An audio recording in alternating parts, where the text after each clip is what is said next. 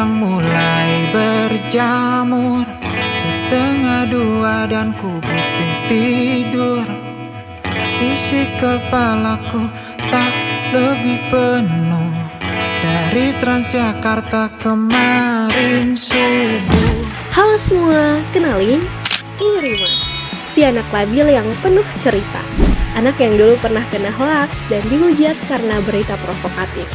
Dari situ, dia belajar kalau berita tak selalu benar dan penting banget nih buat kita bisa memilah mana yang fakta dan mana yang hoaks.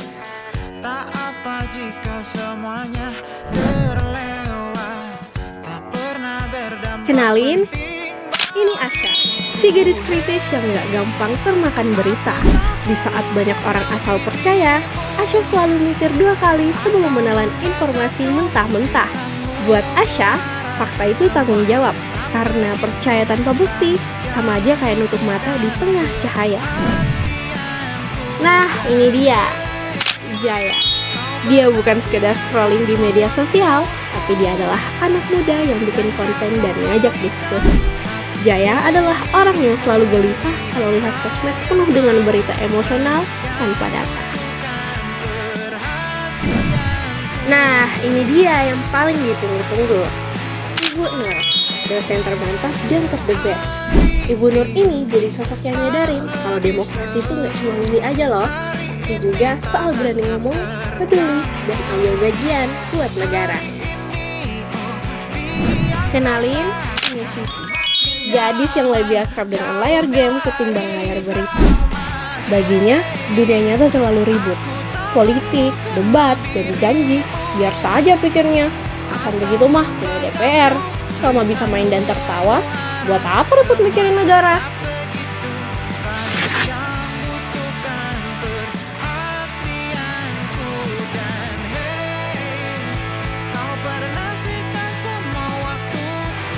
Oke, adik-adik sekalian, nah ini adalah berita yang baru-baru saja terjadi.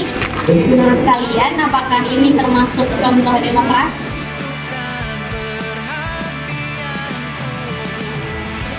Ya Bu, kan malah itu bisa kasih malas ke bahas-bahas politik.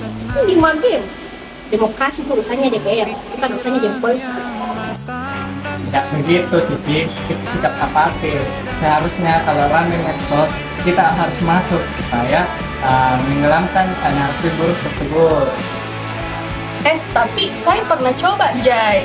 Tapi ternyata berita-berita yang ku share itu berita-berita hoax yang isinya provokasi. Jadi takut-takut mak sekarang share-share berita begitu karena saya yang kena bully. Wajar tidak sih ketakutannya Rima? Tahu enggak? Jadi saya baca tadi itu ada 83% generasi Z, dia tuh udah tahu bedakan yang mana berita fakta dan yang mana berita hoax. Jadi menurutku ini jadi PR bersama enggak sih buat kita semua? Kau non bukan jelek sedih itu selagi aku tahu semuanya, semuanya. Oke, adik-adik. Oke, saya pengen jelasin sedikit. Media sosial itu adalah hal yang bisa mengakses informasi melalui seluruh platform yang tidak langsung dapat dipercaya. Jadi dia itu mengandung hoax yang harus disaring lagi agar informasinya itu dapat diterima dan bermanfaat untuk kita semua. Oke, adik-adik semuanya, nah kita akhiri pertemuan pada hari ini. Jangan lupa kalian semua kerja tugasnya ya. Siap, Bu. Oke, wassalamualaikum warahmatullahi wabarakatuh. See you guys. Waalaikumsalam warahmatullahi wabarakatuh. Dia masih berdiri, bendera makin tinggi, berkibar tiap pagi dimakan matahari. Merah makin memudar, yang bunglon merasa benar. Putih makin menguning, yang pintar masih berpaling. Ditinggal. Halo guys.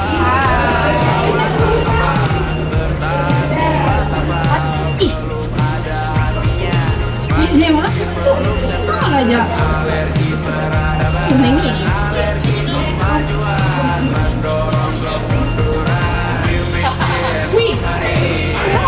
Wih, Habis kita udah DPR ke Malang. aduh basi Mi itu Mi kemarin bilang Ibu Nur, makanya jangan kau selalu main pakai terus. Ya, ngapa itu? Kok jadi mau sakit? Tapi Lihat kok deh komen-komennya. Deh, tapi lihat ke komennya weh. Saking ujaran kebencian semua. Terus toh masyarakat pada anarkis weh. Nggak ada yang kasih solusi. Jangan cuma emosi. Yuk kita pakai caranya si Asya, beda datanya, lalu kita buat konten yang bisa menginspirasi. Seperti ini. Betul nih. Iya, supaya kita bisa mengedukasi masyarakat. Bisa Jakarta Asya cari faktanya. Yoi, saya cari pada dulu fakta-faktanya, nah baru kita carikan solusi.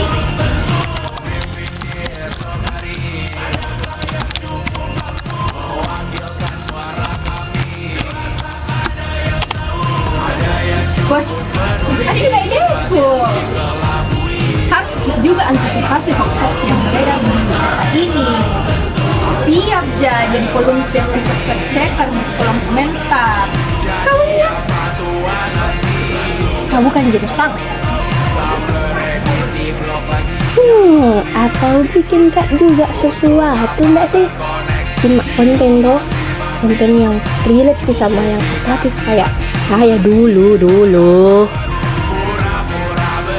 Lihat nih teman-teman, jadi ternyata yang terbakar itu bukan gedung DPR RI, tapi gedung DPRD Kota Makassar. Demokrasi itu butuh data, kita tidak boleh termakan dengan berita berita hoax. Oke? Oke Pak, sini mengikuti faktanya supaya saya jadi bahan untuk buat konten. Oke, mungkin kan? Ya. Halo guys. Oke teman-teman, ternyata yang diberikan oleh Asya tadi faktanya ternyata bukan gedung DPR RI yang terbakar, tetapi gedung DPR Makassar. Jadi kita sebagai generasi Z yang termakan berita hoax. Jadi teman-teman, ayo gunakan hashtag yang baik supaya tidak termakan berita hoax. Sekian.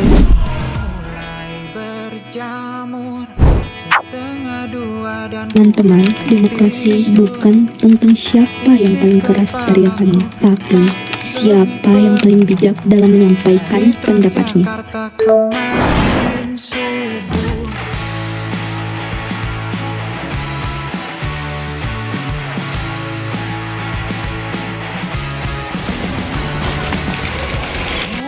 Jadi guys, kita harus aware dengan apa yang terjadi sekarang. Jangan apatis kayak saya dulu jadi kayak Allahu Akbar kabiro. Apa udah bikin ini? Terciduk. Ya, kodong. Aku mau bikin konten apa itu? Mau ya juga mau bikin kesiang konten yang beredukasi gang. Obat dia Jarang. nggak mau. Obat itu agak. Iya teman guys, maaf. Ayo, dah mau ikut dikit. Ayo.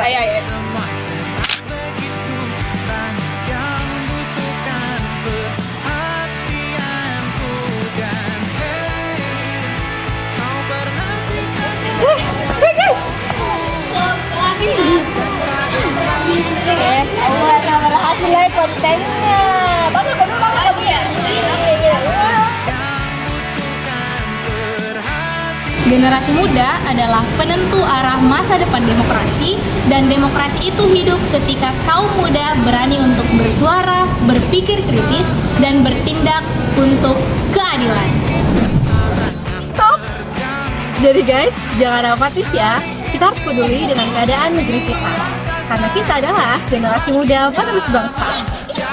Jadi, sekarang saya sudah tahu, demokrasi itu bukan sekedar cuma voting doang, tapi demokrasi adalah literasi dan keberanian untuk tidak diam dalam melihat ketidakadilan. Konten edukasi kita tentang demokrasi harus bisa bersaing dengan konten-konten hiburan di luar sana. Pastikan kebenaran sebelum menyebarkan informasi. So, bijak dalam bersosial media ya. Pendidikan demokrasi tidak harus menunggu pemilu. Mulai dari smartphone kamu hari ini, kritislah, cek faktanya, dan bersuara dengan data yang akurat. Mari ikut aksi damai dan suarakan aspirasi untuk demokrasi yang jujur, adil, dan berpihak pada masyarakat. Dan pikiran yang matang dan semaum